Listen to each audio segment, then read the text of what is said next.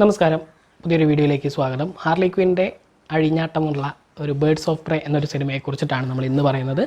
Suicide squad എന്ന സിനിമയെക്കുറിച്ച് ഞാൻ ഇന്നലെ പറഞ്ഞിട്ടുണ്ടായിരുന്നു. അപ്പോൾ ഇന്നലത്തെ എപ്പിസോഡ് ആരെങ്കിലും കണ്ടിട്ടില്ലെങ്കിൽ ജസ്റ്റ് കയറി നോക്കുക. നമ്മുടെ ഫസ്റ്റ് ചാനലും കൂടെ, പ്രൈമറി ചാനലും കൂടെ ഒന്ന് കയറി നോക്കിയിട്ട് സബ്സ്ക്രൈബ് ചെയ്യുക. അപ്പോൾ ഇന്നത്തെ എപ്പിസോഡിൽ ഹാർലി ക്വിൻ ആ ഒരു ആക്ട്രസ്, ആ ഒരു കോമിക്കൽ ക്യാരക്ടറിൻ്റെ ആ ഒരു മുഖമായിട്ട് ഒരുപാട് സാദൃശ്യമുള്ള ഒരു നടിയെ കിട്ടി എന്നതാണ് ഈ ഒരു സിനിമയുടെ ഒരു ഫസ്റ്റ് പ്ലസ് പോയിൻ്റ്. കുറച്ച് കുട്ടിത്തവും കാന്താരിയായിട്ടുള്ള അത്യാവശ്യം നന്നായിട്ട് അടി കൂടാനൊക്കെ കഴിവുള്ള ഒരു ക്യാരക്ടറാണ് ഹാർലി ക്വിൻ.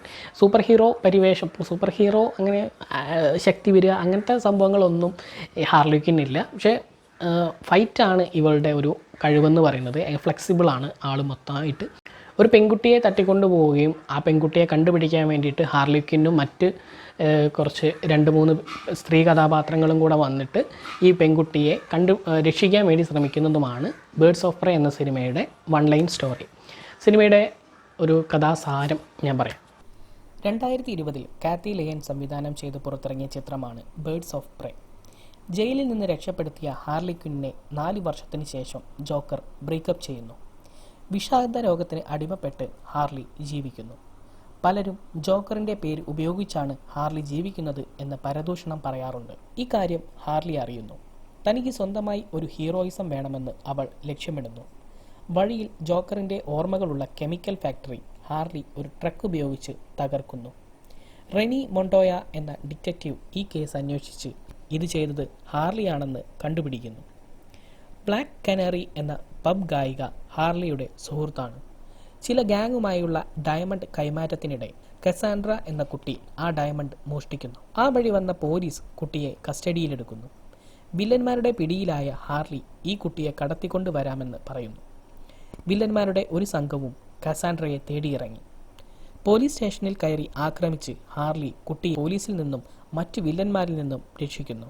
ഹൺട്രസ് എന്ന അമ്പെയ്യുന്ന സ്ത്രീയും തൻ്റെ കുടുംബത്തെ ഇല്ലാതാക്കിയവരെ കണ്ടെത്താൻ ശ്രമിക്കുകയാണ്. അവളും ഒരു ഘട്ടത്തിൽ ഹാർലിക്കൊപ്പം ചേരുന്നു. എന്താണ് ബേർഡ്സ് ഓഫ് പ്രേ? സിനിമയുടെ ക്ലൈമാക്സിൽ ഈ 3 പെൺകുട്ടികൾ, ഹാർലി ക്വിൻ ഒഴിച്ചിട്ട് ബാക്കി 3 സ്ത്രീകൾ ഉണ്ടാക്കുന്ന ഒരു ഡിറ്റക്റ്റീവ് ഏജൻസിയുടെ പേരാണ് ബേർഡ്സ് ഓഫ് പ്രേ. ഈ ബേർഡ്സ് ഓഫ് പ്രേ എങ്ങനെ ഉണ്ടായി എന്നതിനെ കുറിച്ചിട്ടാണ് ഈ സിനിമ പറയുന്നത്. ഹാർലി ക്വിൻ ഇതിൽ നല്ലൊരു ക്യാരക്ടർ തന്നെയാണ്. എല്ലാവരും കള്ളിമാരാണ്, എല്ലാവരും ക്രിമിനൽസാണ്. ഇതിലൊരു പോലീസ് ഉദ്യോഗസ്ഥ മാത്രമാണ് സത്യത്തിന് വേണ്ടി പോരാടുന്നത്. ബാക്കിയുള്ള എല്ലാവരും നിലനിൽപ്പിന് വേണ്ടിയിട്ട് മറ്റുള്ള വില്ലന്മാരുടെ അടുത്ത് നിന്ന് രക്ഷപ്പെടാൻ വേണ്ടിയിട്ട് അതായത് എല്ലാവരും വില്ലന്മാർ തന്നെയാട്ടോ. ഈ വില്ലന്മാരുടെ അടുത്ത് നിന്ന് രക്ഷപ്പെടാൻ വേണ്ടിയിട്ട് കളിക്കുന്ന കളിയാണ് ഈ ഒരു സിനിമയിൽ കൂടുതലായിട്ട് വരുന്നത്. അതും വിമൻസ് ആണ്, എല്ലാവരും ആണുങ്ങൾ ഒരു വില്ലനുണ്ട്, പക്ഷെ ബാക്കിയുള്ള എല്ലാവരും സ്ത്രീ കഥാപാത്രങ്ങൾ തന്നെയാണ്. അതുകൊണ്ട് തന്നെ ഫൈറ്റൊക്കെ ആ ഒരു ലെവലിൽ കണ്ടാൽ മതി. ഇങ്ങനെ ഇടിയുമ്പോൾ അങ്ങനെ ഇടിയും, ഉന്തിത്തള്ളിയിടും, അങ്ങനത്തെ ഒരു ലെവലിലൊക്കെയാണ് ഫൈറ്റ് വരുന്നത്. ഹാർലി ക്വിൻ മാത്രമാണ് കുറച്ചും കൂടെ ഘോരമായിട്ട് ഫൈറ്റ് ചെയ്യുന്നത്, ഫ്ലെക്സിബിളായിട്ട് ഫൈറ്റ് ചെയ്യുന്നത്. പിന്നെ അമ്പെയ്യുന്ന ആ ഒരു ലേഡിയുടെ പ്രകടനമാണ് എക്സ്ട്രാ ഒരു വെറൈറ്റി ആയിട്ട് തോന്നിയത്. ജോക്കറുമായിട്ടുള്ള ബ്രേക്കപ്പിന് ശേഷം നടക്കുന്ന ഒരു കഥയാണ് ഹാർലി ക്വിൻ്റെ ജീവിതത്തിൽ വരുന്ന പ്രശ്നങ്ങളും. ഹാർലി ക്വിന് ജോക്കറിൻ്റെ ഒരു നിഴലിലാണ് ജീവിക്കുന്നത് എന്ന് ബാക്കിയുള്ള എല്ലാവരുടെയും ഒരു സമൂഹത്തിൻ്റെ ഒരു സംസാരം ഒക്കെ മാറ്റാൻ വേണ്ടിയിട്ട് ഹാർലി ക്വിൻ ശ്രമിക്കുന്നതും, തനിക്ക് സ്വന്തമായിട്ടൊരു വ്യക്തിത്വം വേണം, സ്വന്തമായിട്ടൊരു പേര് വേണം, അതിനുവേണ്ടി ശ്രമിക്കുന്നതാണ് ഹാർലി ക്വിൻ. ഒരു പെൺകുട്ടി, ഒരു ചെറിയ പിറ്റ് പോക്കറ്റ് മോഷ്ടിക്കുന്ന ഒരു പെൺകുട്ടി, ചെറിയൊരു കുട്ടി ഒരു ഡയമണ്ട് മോഷ്ടിക്കുകയും ആ മോഷണം ആ കുട്ടി പോലീസിൽ എത്തുകയും ആ പോലീസ് സ്റ്റേഷനിൽ നിന്ന് ഹാർലി ക്വിന്നെ ആ കുട്ടിയെ രക്ഷിച്ചുകൊണ്ട് വരികയും ആ ഒരു ഡയമണ്ടിന് പിന്നാലെ നടക്കുന്ന ആ ഒരു കുട്ടിയെ തേടി വരുന്ന മറ്റ് വില്ലന്മാരെ നേരിടുന്നതും ഒക്കെയാണ് സിനിമയുടെ ബാക്കി കഥകൾ.